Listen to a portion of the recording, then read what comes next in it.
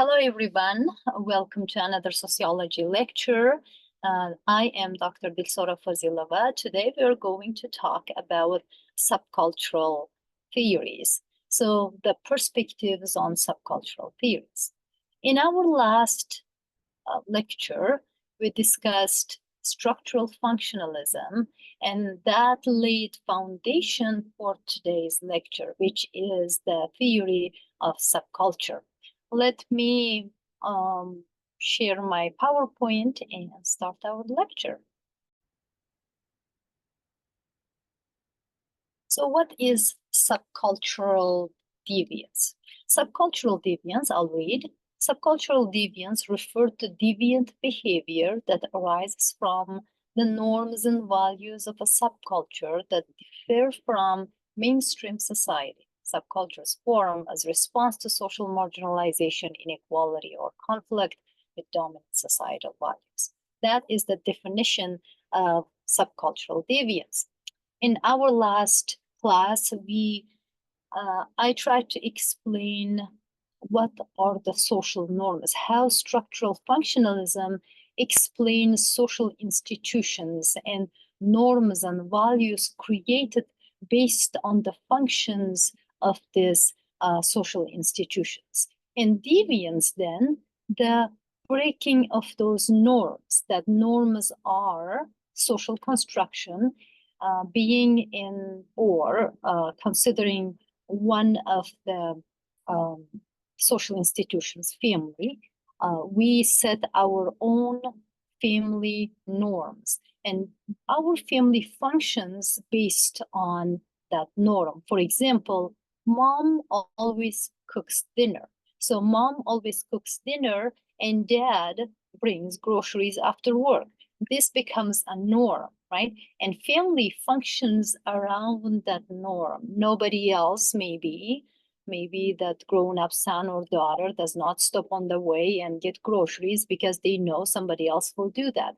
Or if that role is, done by a daughter or son, then that will become a norm.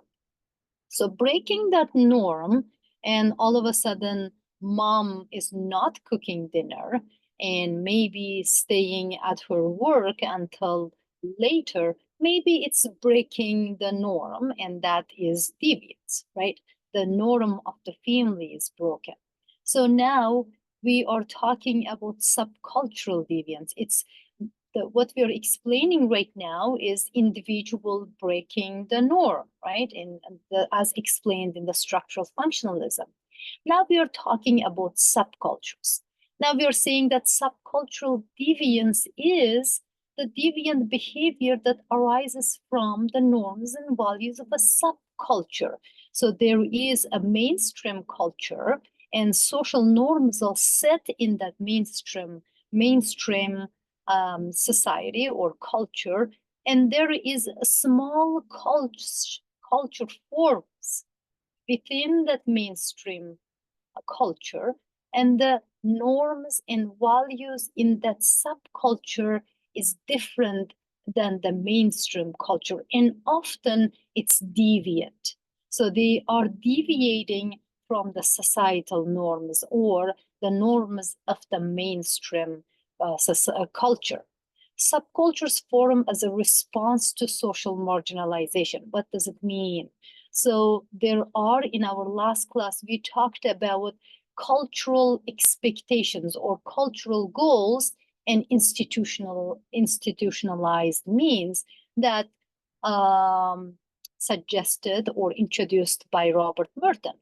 So societal expectations or cultural goals can be success in society through education, through business, through high status, or something similar to that. That is a cultural goal, right? And there are societal institutional means to achieve them. Institutional means can be education, can be work, or can be establishing your own business. Those stuff does not break laws. That's institutionalized means to achieve cultural goals. Now, people who cannot achieve cultural goals through institutionalized means. They are marginalized.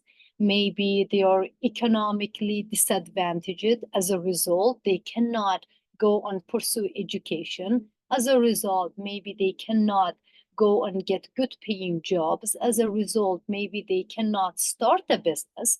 So that marginalize certain layers of society, and those people feel that there is no institutionalized means to achieve those goals. Now, according to the subcultural theorists, the subcultures form because of those marginalization and inequality. And in these subcultures set their own norms, which is different than the societal or mainstream culture's goals. And they will choose their own opportunities, maybe that is different than institutionalized means, and that is considered deviant in the mainstream society, which will, of course, will conflict with the norms and regulations or the way the lives are in the mainstream society. Subcultures are relatively small grouping that develops distinctive norms. Now, we talked in our last class that there are social institutions in society, which we know what society is and what culture is, right? Society is the place and region that bounded with their territory, and the social norms, institutional norms, laws and regulations are same for this bounded territory. That is society. For example, Canadian society, laws and regulations are same for all of us. Or institutions, social institutions are similar. There can be some changes, differences between, for example, Quebec and Edmonton, Alberta, and Vancouver, BC. There can be some differences in organizations and institutions. However, the main things are the same. Now, the subcultures are formed that is often considered as deviant. Their norms and the norms and values are not the same with the mainstream societies. Subcultures provide members with range of resources that can be status, like they did not achieve status in the mainstream society. Now in their subculture, they have some sort of status.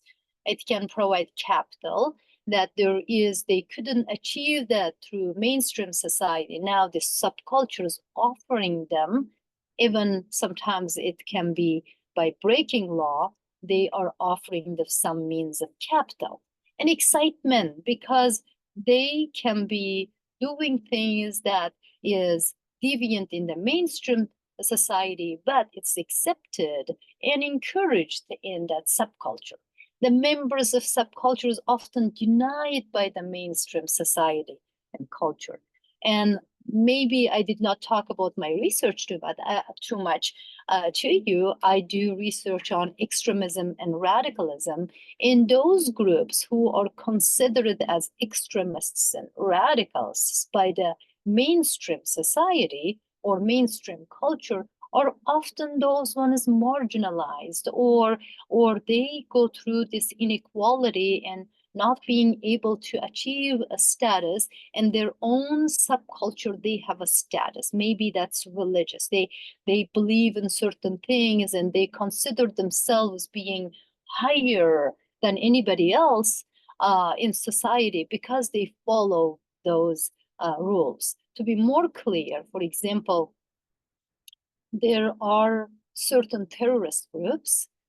They are denied by the mainstream society, but they believe in what they believe in. And then in their own norms and standards, they are doing something really good that society needs, and they are heroes of their own. They're fighting for certain religious standards. They're fighting something bad going on in the mainstream society, and that provides them a certain types of status and capital and excitement. When they have the weapon on their hands, they feel like they're heroes, and they create their own rules, they create their own norms, they create their own belief systems that just, it's different than the mainstream society or culture. Now, in this today's lecture, we are talking about theoretical perspectives on subcultures, and we started with the structural functionalism. And subcultural deviance or subcultural theory is usually part of or formed through structural functionalism. One of the key theorists of subcultural deviance is Albert Cohen, and he was born in 1918 and lived until 1914. And in his book called Delinquent Boys, he researched a young man. I think I have in my next one of the next slides. So he researched in the USA in 50s, and he examined young men in the US society. He focused on how deviant subcultures develop as a reaction to societal expectations, marginalization, and inequality, particularly in lower class youth who lacks access to opportunities in society. Maybe they don't have the money to go and study in universities. And that's only one part of it. When we think about opportunities, for example, people who have the wealth, they might provide for their children essential needs for education. For example, if somebody's child falling behind, they can hire a tutor, and that helps out the child to explain or understand certain kind of complex phenomena, or helps with math or English or other things. So they are getting the opportunity to catch up if they are falling behind. But if people don't have the means to do that, they rely on the education system, and often these children, for some reason, maybe there is not peaceful family, maybe they sometimes children come to school hungry, or something else. Maybe there's certain forms of discrimination in families, so the opportunity is not there for them. So as a result, they don't have an access to good education. That leads them not to be able to go to university. You need to do well in elementary school and middle school and high school to be able to successful in universities. So it starts from the younger age, and they don't have access to good education. Therefore, they don't have an access to good paying jobs. And one thing continues in another thing, or chain, like a chain. There's one thing follows by the other thing, right? So the Albert Cohen, in this Delinquent Boys, in his book Delinquent Boys, argued that the delinquent subcultures not only rejects the norms of the mainstream culture, but also flips them on their head. And this concept sheds light on the intricate relationship between societal norms, deviant subcultures, and the structural inequalities that contribute to deviant behavior. What does it mean? So they don't only reject the norms, they flip them. So they create their own norms that is against that norms. For them, the norms of the mainstream society is not good. They feel those norms are the ones that marginalize them, make them feel fall behind, make them feel inadequate, make them feel that they are not capable of achieving them success, right? And they flip that norms. And because of having no access to success and opportunities, they have something called status frustration. The status frustration, as Cohen explains it, here I was looking for this slide. Status frustration is a response to educational failure and inability to achieve status through legitimate means in society.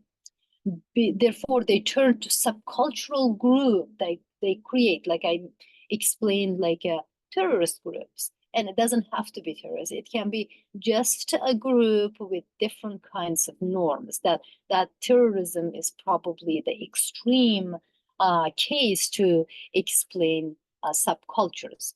The subcultural theories usually fall into broader category of structural functionalism. That's why our first lecture was explaining a little bit about structural functionalism, Anomi and Robert Merton's typology, or the strain theory. Cohen was influenced by Merton's typology, or Merton's ideas of how inequality in society that causes the subcultures. That is, subculture is a reaction to blocked opportunities. However, Cohen argued that it's not only individuals. That's what Merton argues, that individuals, because of different opportunities and differently accepting cultural goals, they turn to deal with their lives differently. Some of them can accept the goals of the culture and accept the institutional means and work hard to achieve them. Some of them accepts the cultural goals and does not accept institutionalized means, therefore they commit crime, or they find the innovative ways of achieving those goals. Other people reject the goals and then reject the institutionalized means. That means they don't care about the goals, and then they don't care about the societal norms and laws and regulations. So they can also commit crimes, right? So when it comes to Cohen, we need to make a we need to differentiate between Merton's ideas and Cohen's ideas. Merton was talking about individuals. Now Cohen is saying, no, it's not individuals, but often subcultural groups, the ones who are responsible for most crimes. Subcultural groups create these different norms, introduces to their own members. As a result, the subcultural groups members commit these crimes. They legitimize by flipping the norms for themselves. So on alternate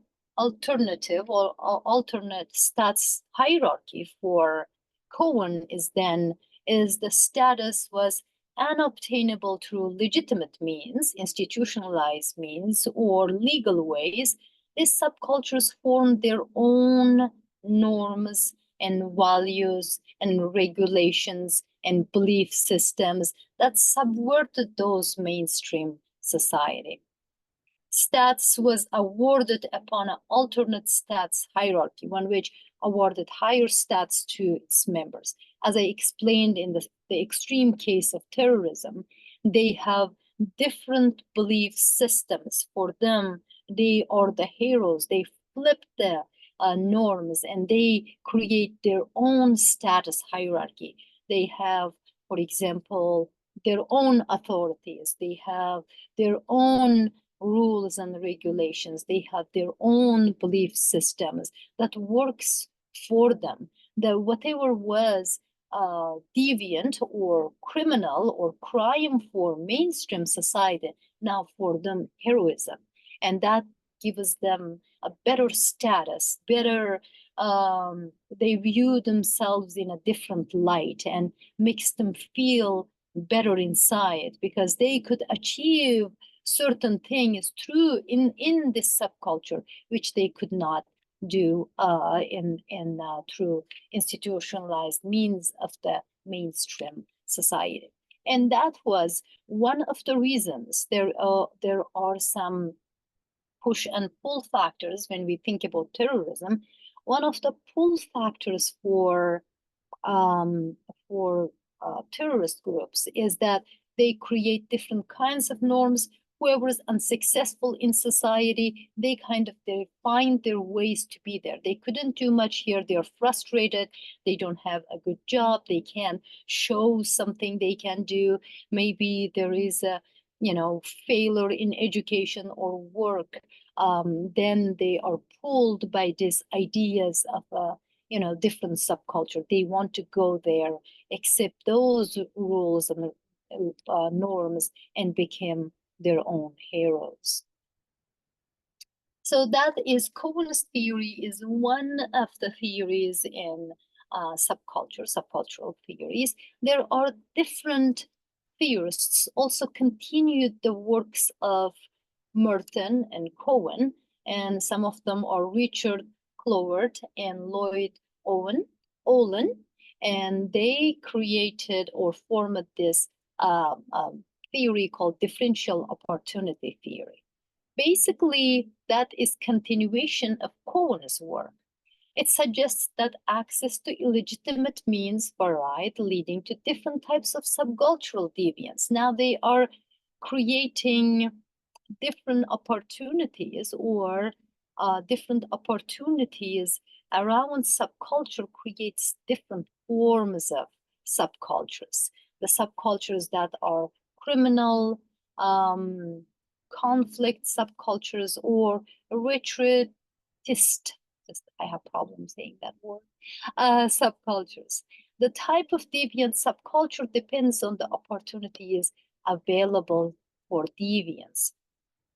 For example, in the societies that laws are not working well, and there are all kinds of the subcultures are forming. Maybe street gangs are forming, or maybe there are or other types of mafias or organized crime are forming in that society. If the laws are working well, the governments or mainstream institutionalized means fight against them, and then they don't have the opportunity to form their subculture.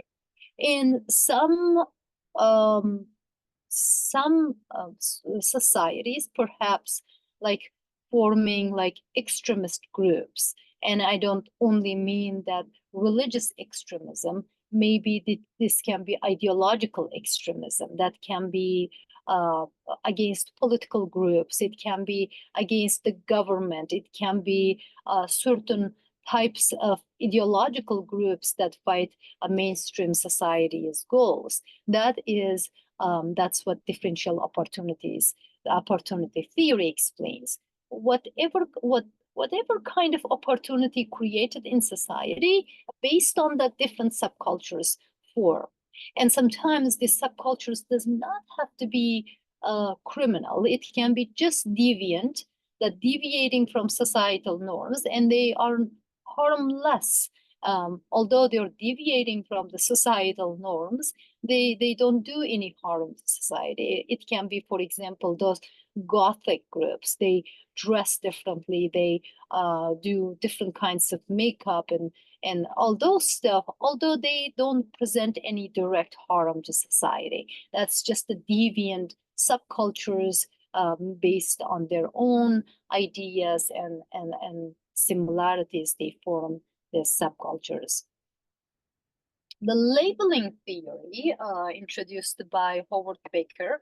Howard Baker still present in our time. He was born in 1928. He explores how society's reaction to deviance contributes to the formation of deviant subcultures. The main idea is when we label people, and it's a, the deeper idea than we can explain in a few minutes. When we label people, then people can internalize that. And according to Baker, we can label people as past or people's future, saying like, where you're coming from, you were poor, you are not worth to anything, and your parents weren't. That would be like labeling their past. And then people can internalize that, or people can label people's future. For example, saying like, oh, you have been a bad boy or a bad girl, you will end up in jail, or you will end up being something negative.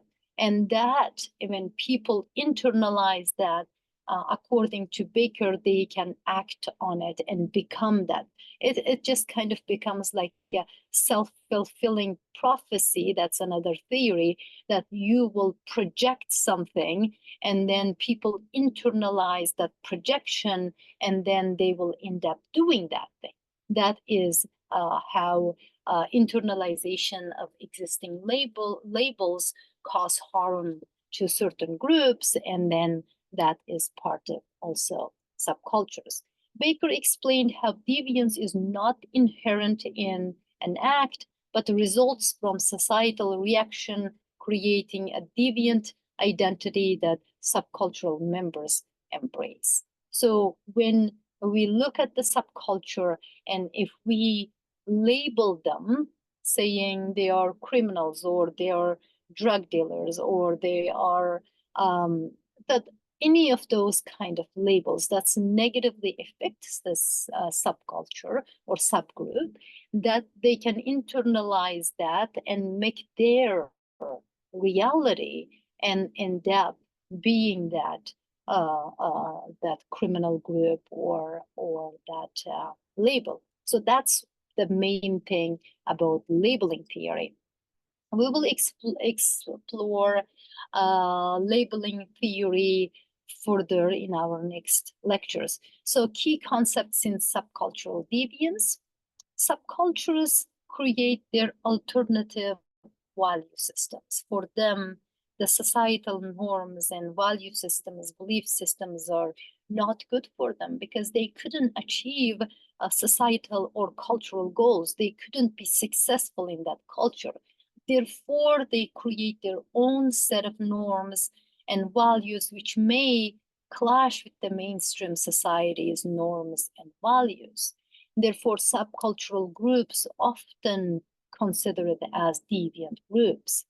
And social marginalization, subcultural deviance often emerges from marginalized groups who couldn't achieve their goals in society, who were labeled, who were not awarded with certain opportunities for education, good jobs, and good living. So therefore, they are marginalized, and they create their own subcultures to achieve certain goals and create status for themselves. If they couldn't achieve any status in society, as we mentioned, they have a status frustration. So to achieve in different ways, they create their own subcultures. Group solidarity is another thing about subcultures. Subcultures often provide a sense of belonging and identity to individuals, further perpetuating deviant behavior within the group. So as I explained about terrorist groups, when people are unemployed and always put down in society, marginalized, and probably there is a discrimination against them, they don't have means for education, good work, or good family, or wealth, then they are frustrated, and then they create this same-minded people or similar people of a subgroup they encourage one another, they understand one another because all of them are marginalized, and they create their own group solidarity that encourages more deviant behavior within that subcultures. So this is some of the theories about subcultural deviance. Now, to make a distinction between structural functionalism, which was our last lecture, and subcultural deviance, I want to go through with you a few things. Structural functionalism says that the main focus of structural functionalism is deviance serves as a social function. So as I mentioned in our last class, that deviance, anything exists in society, structural functionalists argue that it has a function in society. Subcultural deviance, the theories of subcultural deviance says deviance arises from alternative subcultural values. Two different things. One of them says there is a function for deviance, and then the other one is turning the point or focus to something else. Deviance arises from alternative subcultural values. Key theorists in subcultural functionalism, structural functionalism, Durkheim, we talked about Parsons, we talked about Merton. When it comes to subcultural deviance, we talked about Cohen, Cloward, Olin, Becker. They are the subcultural deviance theorists. View on deviance necessary for social stability. So functionalists say that we have to have deviance, we have to have some crime in society, and that is necessary part of society. But subcultural deviance theories, they say it is product of social marginalization. Deviance is product of social marginalization. It has a function or not, it is a product of something else. Response to deviance, structural functionalism reinforces social norms and cohesion, and structural subcultural deviance, I'm getting mixed up, reflects opposition to dominant societal norms. So there are few differences between structural functionalism explaining subcultures and subcultural theories explaining subcultures or deviance. So that was a short video about subcultural theories. We will keep exploring theoretical perspectives on subcultures. For now, thank you for your attention. I'll see you in our next lecture.